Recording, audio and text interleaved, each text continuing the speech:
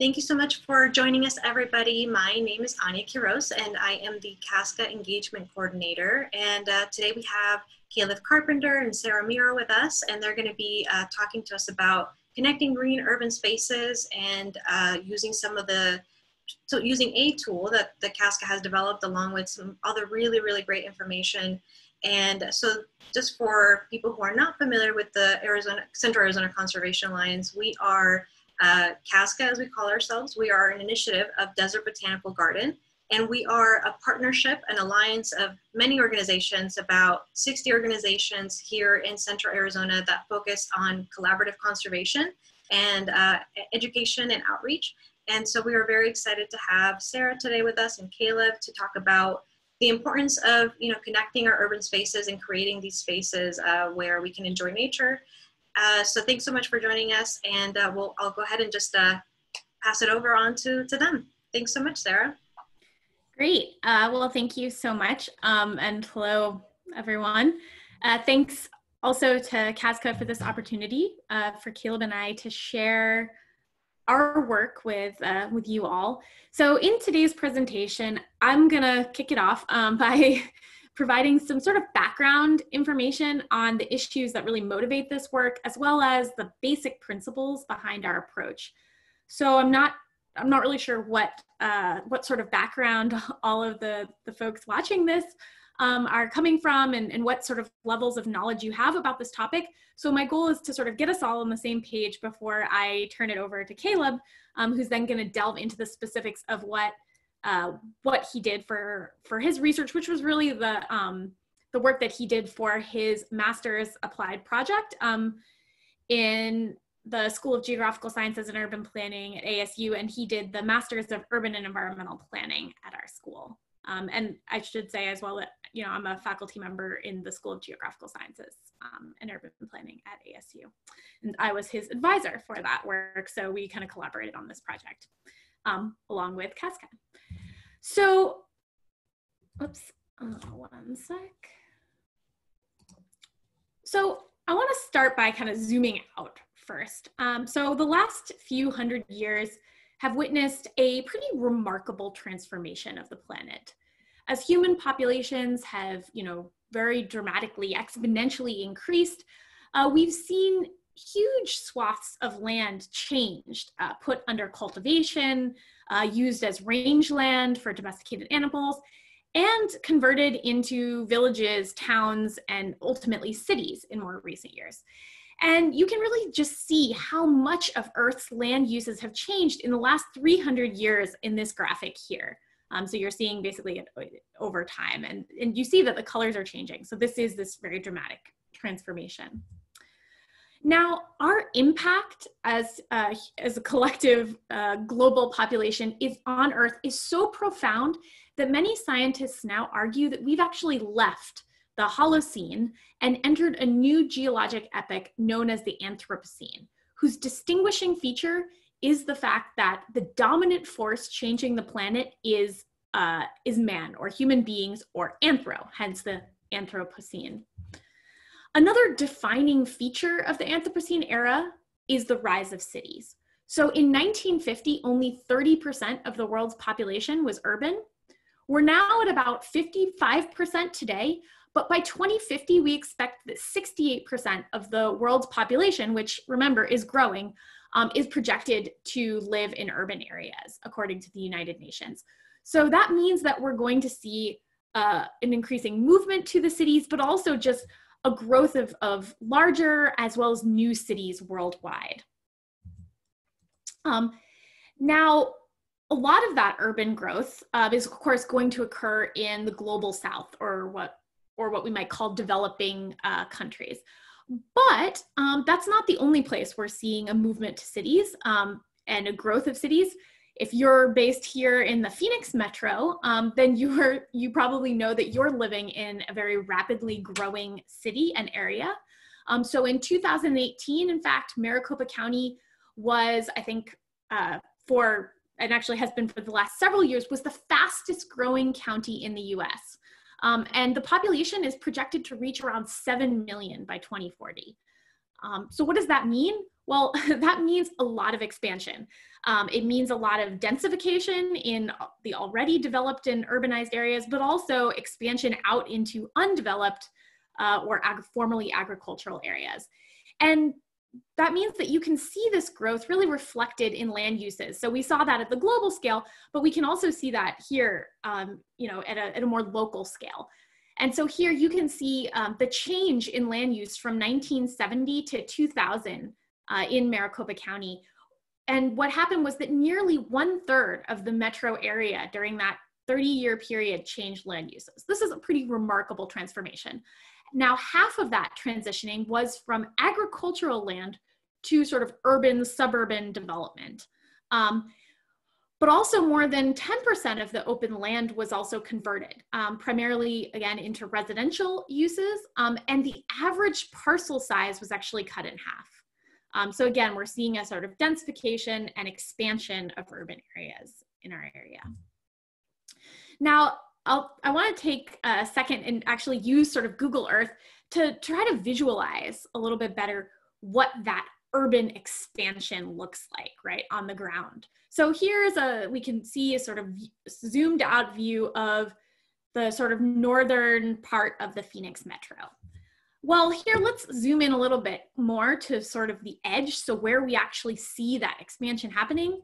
Zoom in even a little bit further. So here you can actually see some specific subdivisions that are expanding and being developed right there at the edge. And even further, we can see at this particular time when I took these shots, they've probably changed since then. That was about a little over a year ago, I think, or even a little more. But you can see the road basically just ended right there at the open desert.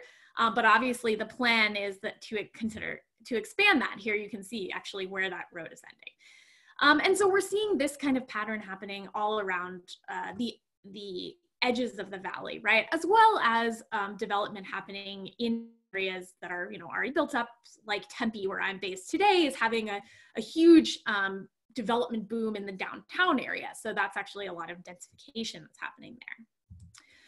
So now that land use and all of that land use transformation and urban development has some pretty profound impacts. And those include a loss of ecosystem services, habitat fragmentation, worsening urban heat island effects, pollution, increased greenhouse gas emissions, a loss of open space, as well as associated recreational and health opportunities, and a sort of permanent loss of natural assets. And I want to take a few minutes to talk a little bit about each of these. So when I mentioned ecosystem services, you may or may not be familiar with this concept. It's a term that means essentially the benefit that humans receive from natural systems or ecosystems. The concept was really popularized in the 2005 Millennium Ecosystem Assessment. And what this report did was try to document the services that, again, these natural areas or ecosystems provide, as well as their relationship to human well-being. And so what you're seeing here is the framework from that report. And what they did is they actually categorized these different benefits or services into 4 categories: supporting services, such as soil formation, nutrient cycling, provisioning, which is the sort of more direct providing of things like food and water, regulating services, which is really about how the environment moderates things like our climate, how it cleans water, and cultural services. Cultural services are more of those sort of intangible things, like our connection to nature, educational benefits of interacting with nature, and recreation that we might do in natural areas or in ecosystems. And the bottom line here is that research really shows that urbanization and urban expansion often translates into a loss of ecosystem services. And given the many connections that you can see here between these services and human health and well-being, that's potentially problematic.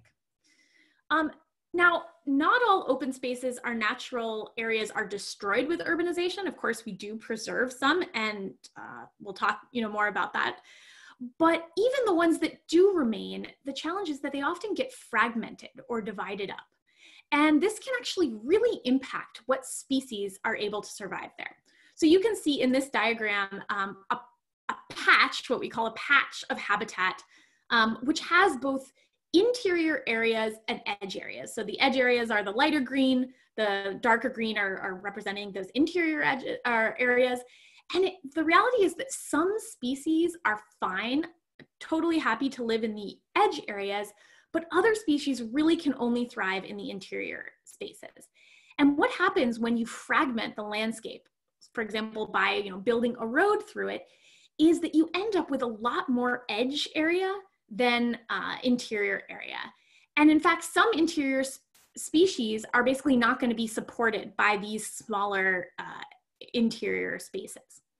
And this is ultimately going to impact the entire kind of balance of that ecosystem if these certain interior species are missing. So fragmentation, basically, bottom line here, is problematic from an ecological perspective. Another impact that we see from urbanization is that it usually results in a lot more impervious surfaces, which increase the what is called the urban heat island effect. So they ended up warming the environment as well. This is also caused by excess waste heat as well from things like cars, other activities that we do in a city that warm the area.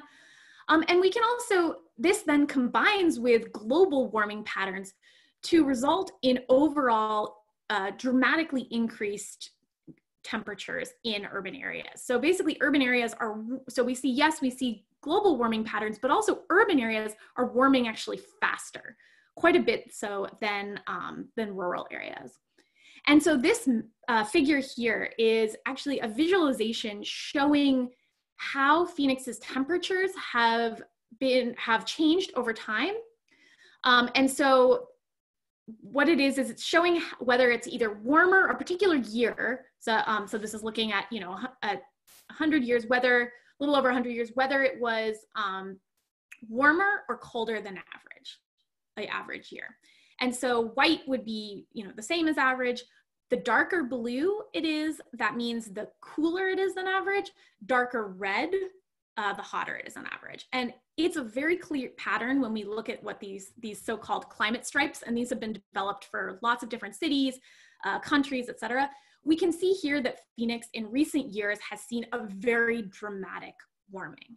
In fact, since 1970, Phoenix has warmed nearly 5 degrees Fahrenheit, and it is one of the country's most dramatically warming cities. And it was already hot to begin with, right? So, so this, does present a real challenge for public health and livability, as well as ecological issues too.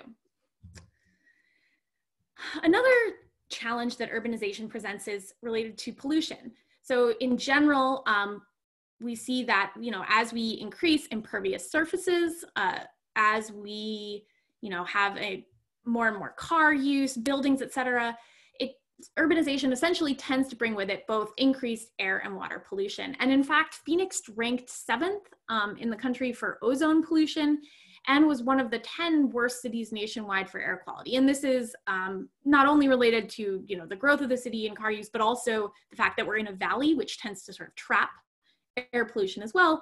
But it does really present a challenge. And obviously we know that air pollution is a major threat to human health.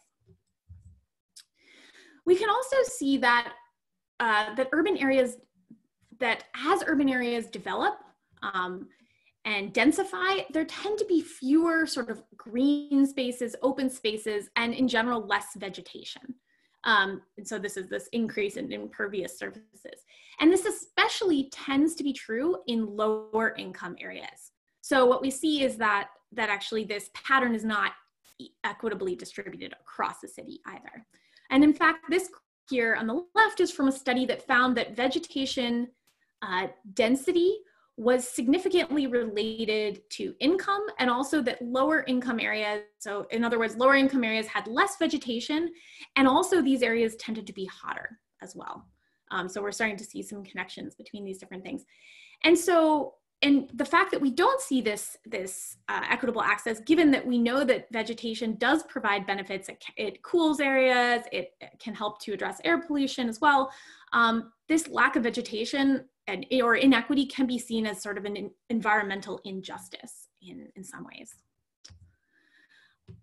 Now, natural areas or open spaces are also, of course, important in of themselves, but also to people, right? You know, we all have really, you know, often strong connections to nature. It's important to us. And in fact, natural lands and open spaces were actually ranked as the #1 state asset in a Gallup poll that was conducted in partnership with the Center for the Future of Arizona in 2009. So that's a reason that a lot of people want to live in Arizona, is because of these great natural assets that we have. And so, you know, it's important, obviously, to the future of our state, to development, and to the people who live here to actually maintain those into the future. So the idea with this is not to be a downer, right? So yes, urbanization does have a lot of negative consequences, but that doesn't mean that we can't do anything about it. So how would we actually try to address these challenges? Well, one of the things that we can do, even when our cities are already, you know, pretty built up and developed, and when we see more and more people who are moving here, so we're expecting more development in the future, we can try to mitigate some of these negative consequences by trying to build a really robust green or open space. I kind of feel like it's better to say open space network here, since you know, some of our natural areas are not actually particularly green in the desert, but to build basically this open space network. And what this means in practice is it means preserving sort of core habitat patches, as we've talked about, but also connecting corridors. And that's really the key with the study that we're talking about today. So what are core habitat patches? Well, those are going to be the sort of larger parks and conservation areas across the urban area. These are places that still have sufficient area to maintain some of those, you know, interior species and habitat. We actually are very lucky that we have some very large parks around our metro that people had the foresight to preserve from the start. So we can think about places like South Mountain or Papago Park, which is where this picture, where I took this picture that on the slide here. But in order to really sort of maximize the benefits of those habitat patches, they shouldn't be isolated and totally fragmented for the reasons I've already talked about. We want to ultimately really try to connect them so that different species, but also people can, you know, easily move between them with corridors. So this is an example, a quite dramatic example of a wildlife corridor in Banff Park in Canada, which is specifically designed to mitigate some of those negative impacts of fragmentation caused by this road. And you know, the idea here then is that you do want to try to connect, again, as much as you can, these sort of key conservation areas, habitat patches that remain. So now I would argue that when we're thinking about developing these corridors in urban areas, so maybe not in a, you know, in a national park like Banff, you know, in urban areas where land tends to be more expensive, and of course there are going to be a lot of competing demands for that land, I think it's really important to think about multifunctionality. Or in other words, developing spaces that can serve multiple functions simultaneously. And I actually think we have a really great example of that kind of space here in the Valley. It's one that I have seen referenced around the country when people talk about this kind of multifunctional green infrastructure or green spaces, and that's Indian Bend Wash. And now most of the time, you're probably aware, it's a park, which is, you know, really nice to bike or walk in, recreate in other ways. But when we get hit by a storm, it's also specifically designed to flood. So it serves an important stormwater management function as well. And so I think this is a really great example of this kind of multifunctional green space. And I think when we are going to develop corridors, we really do want to try to work towards this. So I actually collaborated on a similar study to the one that Caleb did and that we'll be talking about today for Detroit. And in that paper, we showed how you could design corridors that would serve both environmental and social functions. And so for the environmental functions, and so this table is actually from that study. So for the environmental functions, you want to first, of course, try to facilitate the movement of species, as I've sort of already alluded to, by creating an actual connected network of green space. So again, this is avoiding those isolated habitat patches. Second of all, like Indian Bend Wash, you want to create these connections using green corridors that can potentially, act as green stormwater infrastructure. So you can do this by, say, building in features into the areas that actually are designed to retain and potentially infiltrate, if possible, that stormwater into the groundwater supply. So for example, you might add, say, a bioswale with certain soil amendments that is able to really hold on to water, capture it when it rains. And I think this has the added benefit in our arid environments of actually being able to support more vegetation because you're capturing that runoff and using less irrigation, so more efficiently using water. In Phoenix, even more so in Detroit, it's going to be also critical to cool the environment. And so really reducing impervious surface, maximizing evapotranspiration. So, again, that water and helping to use it to both irrigate more vegetation, which helps to cool, but also, adding into our water supply and using those resources efficiently is going to be really, really important. So those are some of the ecological things that you want to consider. Basically then that movement of species, stormwater management, I think, and mitigating the urban heat island. From a social perspective, you also want to try to maximize these cultural ecosystem services of the spaces. So this is where you're providing outdoor recreation opportunities, say by incorporating bicycle or walking paths, by adding playgrounds or other sort of features that are going to help to really engage people. One way you can do that is by having educational signs. So for example, if you're going to have these stormwater features, this green infrastructure, green stormwater infrastructure, that it can be helpful to actually include signs. Or if you're going to have wild or habitat areas, it's also good to have signs. And the reason for that is actually because landscape architecture research suggests that that it's really important that designs have some features like legibility, cues to care, and coherence. So these are landscape architecture sort of design principles. So things that are legible means that they're going to be structured and have sort of clearly demarcated spaces. Cues to care means you want to really demonstrate with these spaces that they're safe and that they're maintained, not neglected. And so this could mean, by maintaining vegetation, keeping it very neat, or if you are going to have, say, something more that looks more wild to people or less maintained, which can obviously be beneficial from an ecological perspective, that's where it's important to add signs that explain, say, that this is, a bird habitat, and that's why the space looks the way it does and why we haven't maybe mowed the grass, say, in this area. And coherence is about having sort of more organized or repeated patterns. So these are just some I think considerations when you're actually getting down into potentially designing what these corridors would look like. So how could we apply these lessons even more so here in the Valley? Well, I think we have to admit that that's not necessarily going to be easy, right? And that's because Maricopa County consists of more than 20 cities, tribes, and if we want to ultimately create a cohesive network, which hopefully I've, explained why that's important, that's going to require all of these different local governments and entities to collaborate. And obviously this is logistically difficult. Also, we often see that in metro regions where you do have a lot of individual, local governments, there can be a problem where you end up having a sort of race to the bottom as these governments start to compete for development and investment.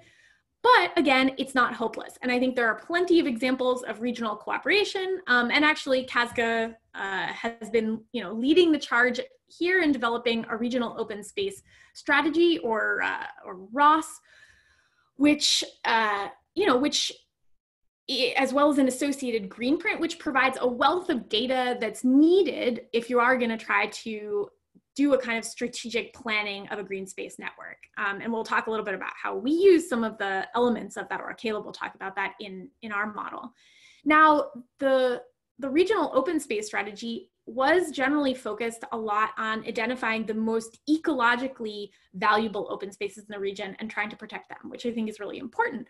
But when I was participating in some of the initial workshops for that, I noticed that, that not surprisingly, there were not as many of those in the sort of denser, more built up areas of the urban core. But that doesn't mean, again, that those areas are not important to consider as part of this network, or that they're not useful, right? There are still obviously large parks, and I think those could be ecologically and socially, even more so, socially significant, especially if they're actually connected. So this is really what sort of motivated or sparked our study, this observation that it would be very valuable to try and connect some of these open spaces in the urbanized core of the county. And we wanted to sort of explore possible scenarios for how that might be done. So we ended up using geographic information systems, or GIS, approaches to develop a spatial multi-criteria evaluation model, which would help us trace what kind of optimal or feasible paths could be to connect some of the more significant parks across the region, drawing on sort of social and environmental data, so to try to think about this multifunctional connections, as well as local expert knowledge. So that's really the goal with this. And so now I'm going to turn it over to Caleb, who can actually walk us through the details of that model. So what did that actually mean? Perfect. Thank you, Sarah, for leading us up into that. I'll start my video, but if I start to get laggy, and just let me know. So, sorry, Caleb, one quick housekeeping thing. If you guys have any questions, we will have a Q&A time at the end. So yeah, if you have those ready to go, please keep those at the top of your mind, and we'll definitely address those. Yeah, thank you so much, Caleb. Perfect. Okay. Next slide, Sarah.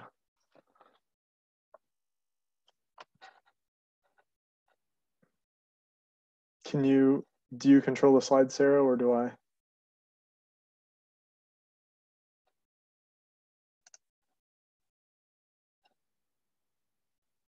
Hello? Did the slides change for you, Caleb? Oh, yep, they just slid. Perfect. All right. So the first step of the methodology was to find the top 20 largest open spaces to connect throughout the region. The step 2 was to develop social, ecological, and feasibility map layers. The step 3 that we took was to contact and survey expert stakeholders to determine feasibility of converting different land uses to corridors, and how these 3 layers should be prioritized. Step 4 was to produce 2 scenarios. One was the feasibility network, and the second was the multifunctional network. The feasibility network is based exclusively on land use and perceived feasibility of development, and while the multifunctional network combines social, ecological, and land uses.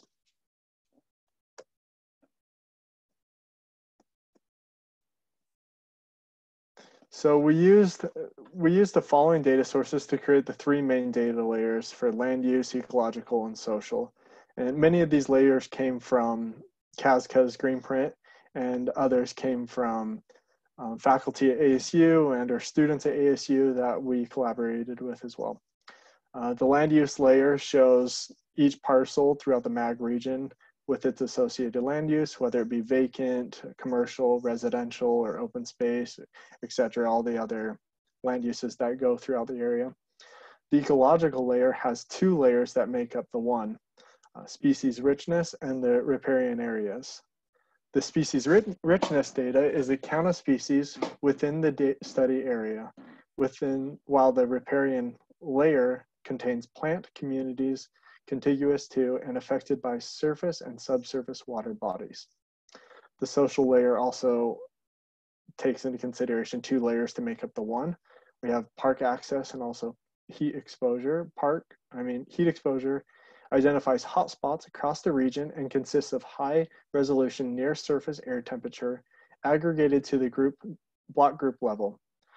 This data is at a 10-year average from 2008 to 2017, with days of highest temperature exceeding 105 degrees Fahrenheit. The park access is 1/2 mile or a 10-minute walk radius around each park throughout the MAG region. Okay, jumping into the methodology here, we use the least cost algorithm. The least cost algorithm is a simple method for identifying the least costly path from one location to another, so from point A to point B.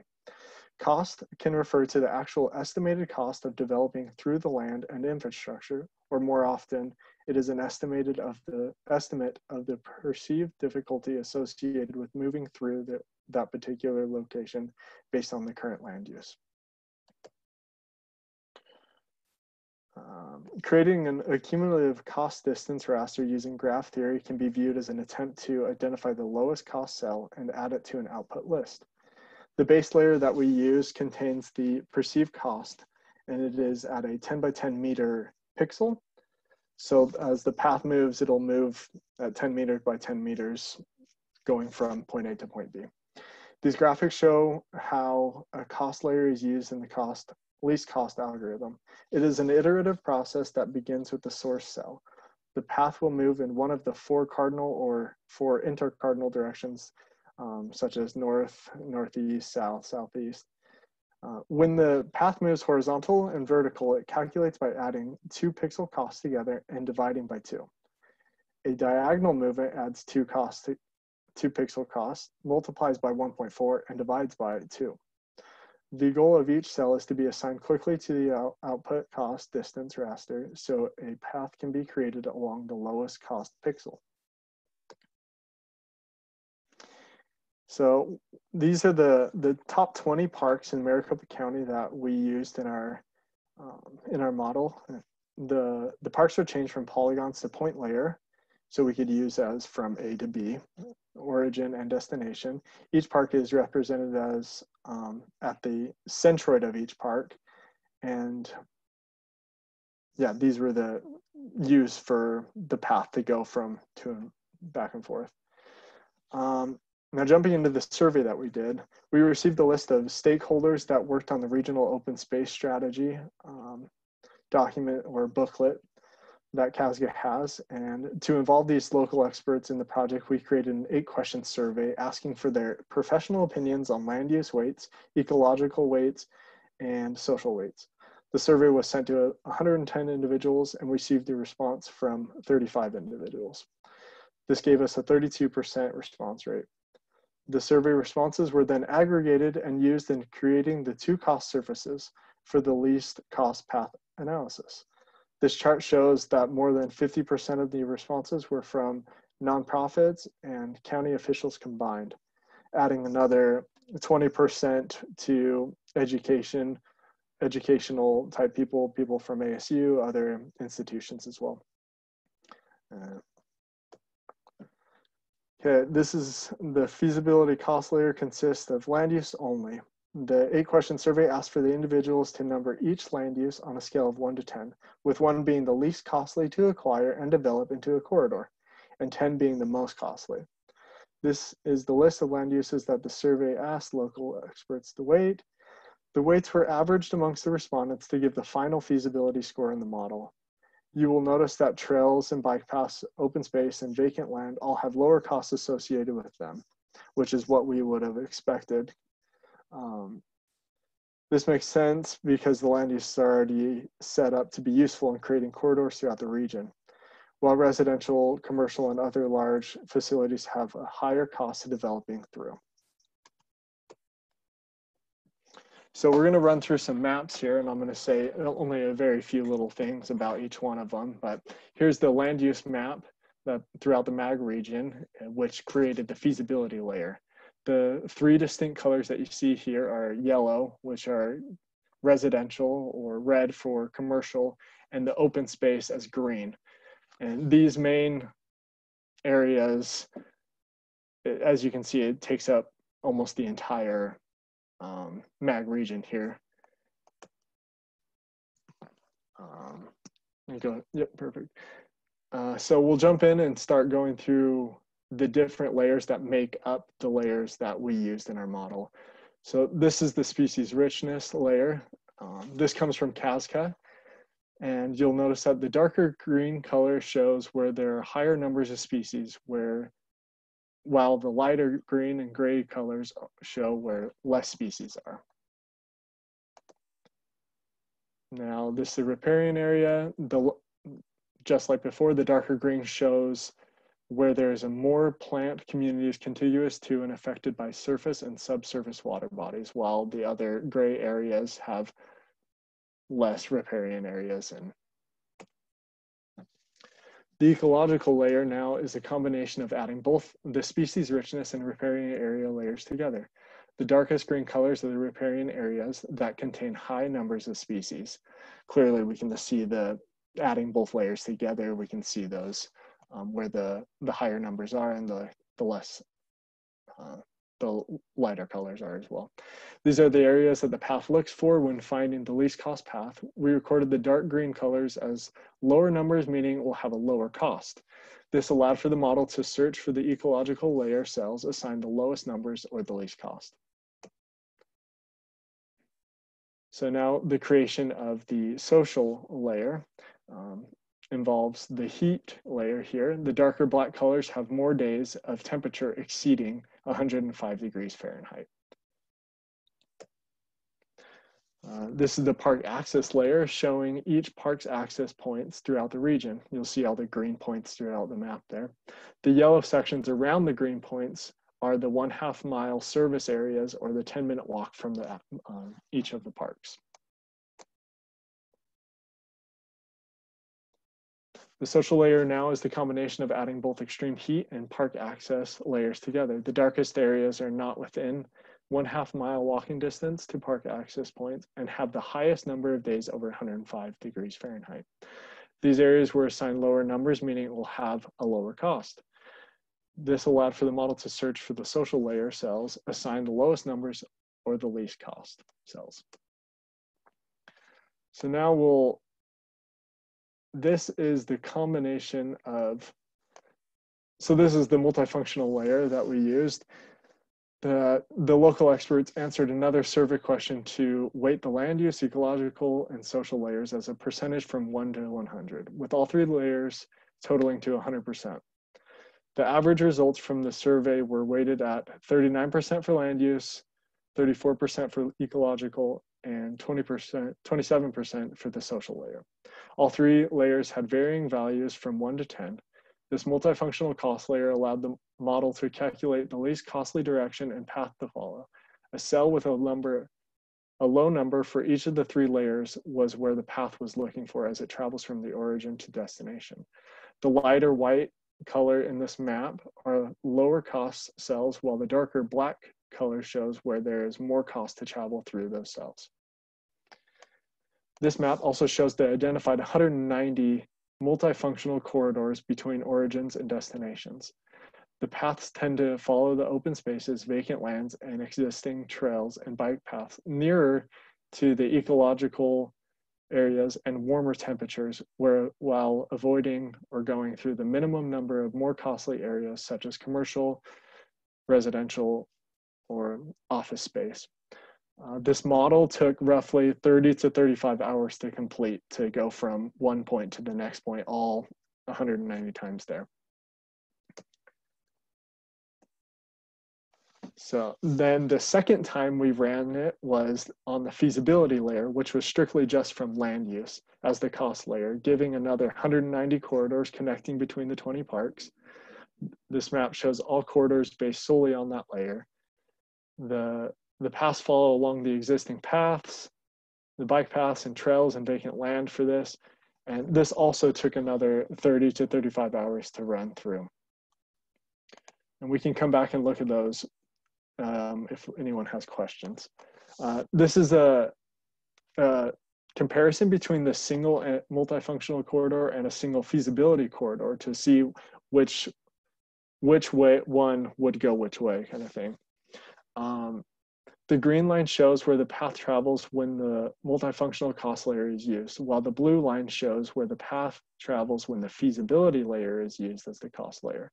The feasibility or land use corridor is searching for vacant land, bike trails, and other lower cost land use.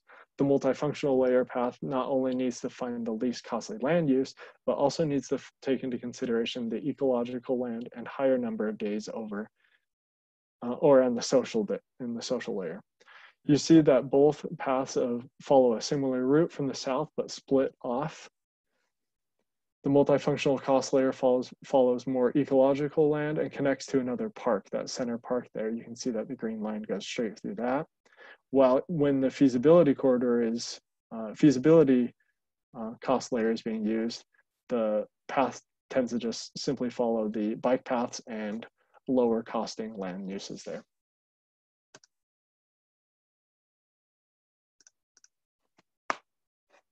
And Sarah will be jumping back in here to do the key takeaways. Great, thanks, Caleb. So yeah, so hopefully that gives you a better sense of actually, what this model entailed.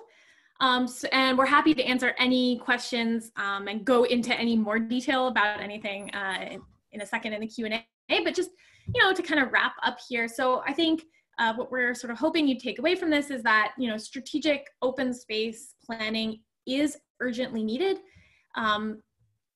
To really address the negative consequences of urbanization, urban expansion, especially in rapidly growing cities like Phoenix. And this, includes addressing both social and environmental impacts of this urban development. Now with, cities really ultimately have limited resources and limited amounts of land. So when you are thinking about building out this open space network, you do really, I think, need to emphasize multifunctional spaces and opportunities to really, get more bang for your buck or solve multiple challenges at once, multi-solve, so to speak. And I think in order to do that, you really one opportunity is to try to leverage existing open spaces, underused land, at the same time, so that's the sort of more feasibility aspects of it, but also at the same time, do try to also prioritize places that, really have a high need for connection or for green space or other sorts of environmental or social connections. Now, networks can, I think, leverage, again, paths, vacant land, and other open spaces, but also should prioritize these social and ecological where social and ecological benefits are needed most. So that's really the key, is thinking about these two different things. And we wanted to look at what that would entail, different scenarios, as if you would incorporate those into your model. And what we find is that the results are different, not surprisingly, right? So it is a trade-off between focusing only on feasibility. Then you might miss some of these really high priority areas from an ecological perspective or a social perspective. So, you do have to weigh those different things. And I think finally, if you would actually try to implement some of these corridors, you do need to think about, I think it would be important to try to add in trees and vegetation, to think about, trying to also use them as a sort of stormwater management or green stormwater infrastructure spaces as well, to maximize, again, those multiple benefits. So with that, I'm gonna finish up here. These are Caleb and I's emails. If you have any sort of follow-up questions that you want to reach out to us individually about, but we also have quite a bit of time now, I think, to answer any questions that anyone has. Yeah. So thank you very much. Yeah, thank you so much, Sarah and Caleb. This was really great. We have different ways you guys can ask questions. There is the chat. I just remind folks to be sure to select all panelists and attendees, and then there's also the Q&A function, which you can put in your question that way as well. But yeah, we are open to receive any questions right now. Yeah. One of the things that I was thinking of as especially once I started seeing the actual models that were built out is thinking about the many hours that you put into this, Caleb, and actually doing that modeling. And, you know, it is a lot of work that you go through. And I guess one of the things that I was wondering is, you who spent time building this, what would be your ideal next step? Or what, you know, what people would you love to see this information in order for it to have, you know, that impact? And of course you think about decision makers and things like that, but I guess just from your perspective and going through this process of using the green print, and it's a tool that Casca developed and the Ross as well, what would, you know, your thoughts on where this could go next and all the different opportunities and possibilities that there are with your work? Great. So the model did take a long time, I mean, but it was fun to go and learn about it and see how it could actually be used. One thing that I think would help, I mean, if this was able to get more out to go to people that work in cities, people that work throughout the region here, I mean, one thing that could help as well, sharing these shape files on the Casca green print so people can actually use these layers as well. So they don't have to go and create their own. They can actually use those layers, put them into their own analysis, and take those into consideration. I think that would be a really cool next step for people using those layers for sure. Yeah, I mean, I think I would add too that I think that as maybe some of the individual cities that are within the metro region, you know, they obviously, you know, somewhat regularly do updates to infrastructure or building out things like bicycle paths or other multifunctional or multi-use paths, thinking about, you know, where to invest. And I think tools like this ideally can help to inform those investments and sort of say, okay, well, you know, hey, we want to build a new bike path that connects, you know, say this park and this park. Well, where should we do that? You know, we could look at this and sort of say, like, this might be an opportunity, and, you know, maybe it won't exactly follow this, but I think, you know, any of the individual layers could be useful.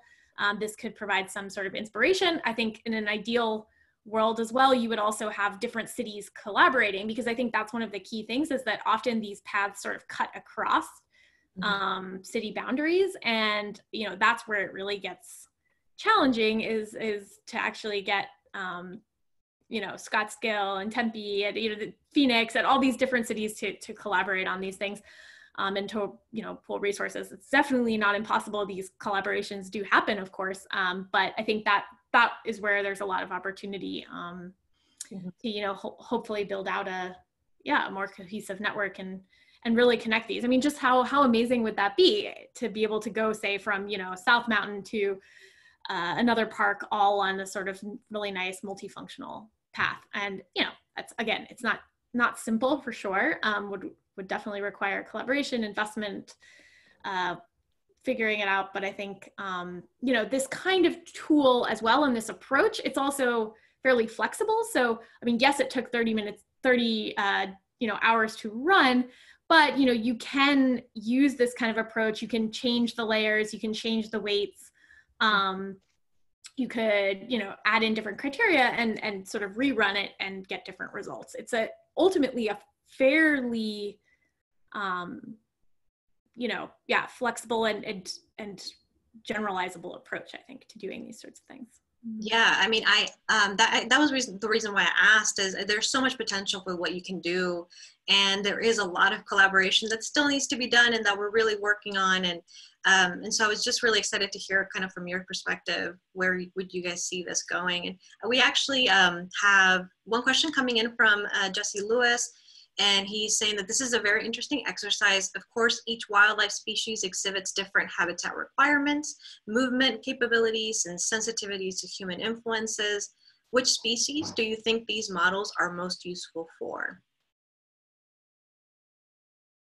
Yeah, that's a great question, and I think you know, I think that likely these would be for, you know, for smaller species. You know, I think, I mean, it's possible though. You know, I mean, I live in like very pretty urbanized Tempe, and I see foxes, coyotes, you know, all kinds of different things. So, you know, some species are quite adaptable. Those I think are probably examples of more adaptable ones. But yeah, I mean, I think this is a more general idea. I think that, you know, I think providing any kind of habitat and connections is helpful, but indeed, if you're talking about a particular species, it's, you know, the requirements are going to vary. And that's one of the issues with this is, you know, any kind of landscape ecology modeling is that it is very species specific. And you know, with this, you're just kind of having to generalize a little bit. So, so yeah, so it wasn't really made with any particular species in mind, but and I would say in general, it's, you know, probably talking about some more, you know, smaller, more common in urban area species. Right, and I mean, and that's very interesting when you think about the multifunctional model, and you really start thinking about essentially bringing in nature or connecting nature in order for us to be able to access it. And one, we have a question here from someone that is saying, well, what about the potential for human and wildlife conflict? And are there ways that, you know, that could be managed or addressed, for example, when we think about doing things in a multifunctional way? Right. Yeah. I mean, I think that's definitely going to be a consideration. And I think, you know, again, you would have to think about how to design those. I mean, you know, obviously that's going to be an issue in any kind of park or open space. And I mean, it seems like those are generally managed pretty well. You know, you would need to consider, I mean, yeah, it's risk, you know, if say you build a corridor that's next to a road, and then you're basically encouraging different species to, you know, travel along these corridors, but is that going to expose them, say, to dangers in the road? I mean, I think that is a concern. Yeah. But yeah, I mean, I mean, I think again, that's definitely challenging, but I still think that overall the benefits of having some connection, some habitat would outweigh the potential conflicts that would arise there. Sarah, would you mind if we go back to one of the multifunctional maps? Have that? I thought that was a great map to look at. One of the things that also struck me, you know, when we're talking about the 10-minute walks and how many gaps there really are, especially when you start looking, you know, obviously towards the West Valley, but just in general, I think that there are more gaps than I thought there would be when you're looking at them in that way. And so one of the things that I kind of wonder, and I maybe would take a bit of a deeper look into the actual map, is those routes that the model selected and comparing those to just exactly where they're pointing at and what the feasibility would be for creating more parks and how many vacant lots were you know, just actually taking a look at the data in detail would be, once again, talking about those potentials, about working together to ensure that those spaces are used. All right, I have one more question here. It says, I was wondering, from Janella, thanks for the information. I was wondering what you think these corridors would look like or hope to look like. Also, can you explain what the green print is and how it was used for these maps again?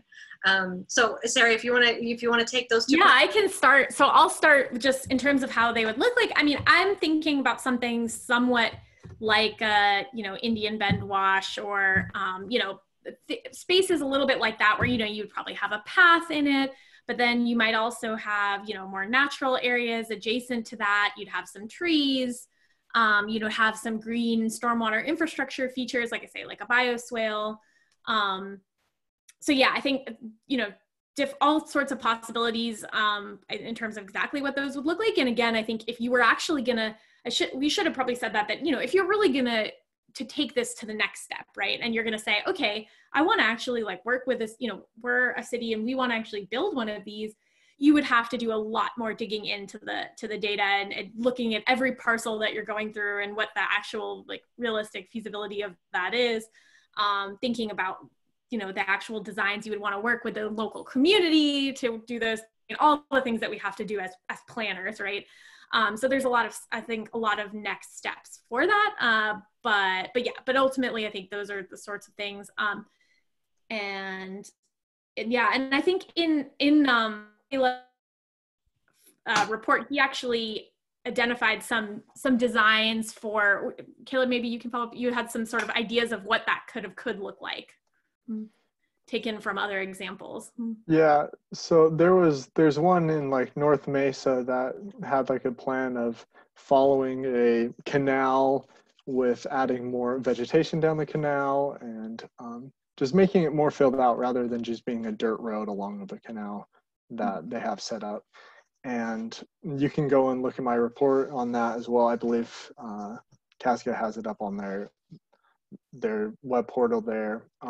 But the other question that, so Janelle, right, asked, yeah, was about how these layers were used from Casca. And these layers came from Casca. I mean, they came in as a raster to us, the raster layer. So they came in pixels, and I was able to reclassify these pixels to the way that I wanted to. They had them set up saying there's lots of species here. So I said, okay, this should be classified as a 1 or whatever the land use was reclassified as. So the path could follow those. And so that's how those layers were used. I was able to reclassify and change the weights to them. But maybe I'm thinking, it looks like Ariana would like to talk maybe more a little bit about what the green print is and how you guys at Casca envision that being used. It seems like a good opportunity for that. Yeah. Totally. And actually, I'll share the link in the chat when I'm done, both to the green print and also to Caleb's thesis that he mentioned. So the green print is a tool that Casca put together with the help of the Public Land Trust. I always get that name wrong, and Anya's gonna laugh. Trust for Public Land, I think. There you go. Yes. And so that took data from a lot of our partners, including Game and Fish, MAG as well, many different people. And it also involved some synthesis of data as well for kind of specifically 3 things that CASCA's steering committee and our partners felt were really important. And that was habitat connectivity, protecting water resources, and heat vulnerability. And those 3 specific layers had a lot of what I want to say, collaboration in bringing them together, because they do take into account a lot of different data, kind of similar to what Caleb did and what he talked about today. But the green print also just has a lot of context layers for people that want to explore what's going on in Maricopa County with, it could range from things like demographics, park access, to those other things I mentioned, like habitat connectivity, land use, plan development. There's actually a lot of different things. We're actually working on a digital webinar for that tool. So if anyone here is interested in like a short little training on how to use it and explore, we'll be happy to do that. But in terms of what we envision that being used for, I think primarily it's to bring this ecological data to the forefront for city planners, for people like developers as well, who might be looking at a problem like the one that Caleb's looking at here. You know, how do we maintain connectivity as we continue building and developing and people keep moving here? Caleb's layers are actually going to appear on the green print really, really soon. So that's super exciting and something that you guys can look at as well once that's updated. So we do envision it going to those kind of higher levels like I mentioned, but we also want that tool to be available for everyone as well, because GIS isn't necessarily accessible to everyone if you're not in the field. So it's a great way to kind of get a chance to view that data on a map, because sometimes that makes it a little easier for us to envision possible solutions to problems. So we kind of see the green print as being a catch-all in that sense, that it could benefit, you know, the general public, but also we really do want it to help move forward our vision for a regional open space network. So hopefully that answers the question. Could I just follow up on that? I mean, I just would say, as well, as someone who has worked, you know, is thinking about planning and has worked a lot with GIS data, I think one of the really nice contributions of the green print, or what's really novel about it, is that it brings so many different sources of data all together in one map that is searchable and accessible to people even who don't necessarily use or have access to like our, say, to GIS software. And it, you know, just compiling all of those different data sets from, you know, they come from lots of different sources. I mean, some of the data was like from Fish and Game and Fish and Wildlife. Some was, you know, social layer. Some was from researchers, climate modelers, you know, at ASU, a huge variety of sources. And so I think normally it would be a very big undertaking to try to bring that stuff together. And so I think just providing all of that in one space for people is very valuable, you know, who want to access that information. And just even being able to see it together can be really useful, right? To say, wow, like the hotter areas are also, you know, the areas where people don't have access to parks or, you know, other things like that. So I think it's a pretty cool tool. Yeah, and I maybe Ari mentioned this, Ariana, but it's that democratization of data. I always have a hard time saying that, but really being able to, like you were saying, put this all in one place and then really give it to folks that are interested in bettering their community. And maybe they have been seeing this vacant lot that is next to a park, and maybe they can do something about it and really get into action by having some of this information that is very valuable and can be actually really tricky to find sometimes when you're, what government website do I go to for it? So that is one of the things that we are very hopeful with this tool, is to provide that information. Like Ari mentioned in the chat, it is free, but you have to create an account, but it's free for everyone to use and to really start messing around and looking in there and seeing where they're at in the city and are they close to one of these important areas, and all the things that we can do to ensure that we build better cities and protect these. So definitely agree with everything that has been said. If you are at all interested in learning more about the green print, Ari put the link up there. And just kind of, if there are any more questions, I'm going to give a couple more minutes. Let's see, Lisa, is there a local example of a canal that has had a lot of trees and vegetation added along it? I'm curious if this can cause issues for maintenance trucks, access, or vegetation litter buildup to the canals. I assume the intention is for the trees to be added far from the banks of the canal so these problems are avoided. Yeah, I don't know if you guys have anything to say about that. Yeah, I don't have an example, but my understanding is that yes, that is an issue. And so I think, yes, you would probably have to have a decent, you know, buffer away from the canals, because I know there is a lot of resistance to having vegetation very close, because it has to be cleared and those need to be maintained. So yes, I think that is an issue. And again, that would have to be, you know, as you would get down into like really thinking, okay, how would we design a specific corridor space, then you would definitely need to do that. I don't know, Caleb, do you know if the example from Mesa, where it is, if it's been developed and what it exactly looked like? It has not been developed, but if you click on that link and scroll down to page 25, you'll see an example of a potential that could happen. So it has green vegetation along canal area with a multifunctional like pathway that goes through it as well. But yeah, feel free to go check that out.